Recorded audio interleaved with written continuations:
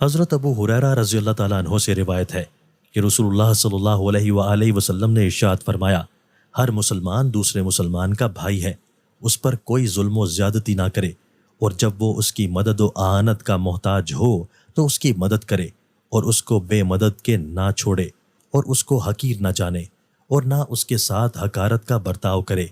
کیا خبر کہ اس کے دل میں تقوی ہو، جس کی وجہ سے وہ اللہ کے نزدیک مکرم اور محترم ہو۔ پھر آپ نے 3 بار اپنے سینہ کی طرف اشارہ فرماتے ہوئے ارشاد فرمایا کہ تقوی یہاں ہوتا ہے۔ ہو سکتا ہے کہ تم کسی کو اس کے ظاہری حال سے معمولی آدمی سمجھو، اور اپنے دل کے تقوی کی وجہ سے وہ اللہ کے نزدیک محترم ہو۔ اس لیے کبھی مسلمان کو حقیر نہ سمجھو۔ آدمی کے برا ہونے کے لیے اتنا ہی کافی ہے کہ وہ اپنے مسلمان بھائی کو حقیر سمجھے اور اس کے ساتھ حقارت سے پیش آئے۔ مسلمان کی ہر چیز دوسرے مسلمان کے لیے قابل احترام ہے، اس کا خون، اس کا مال اور اس کی آبرو۔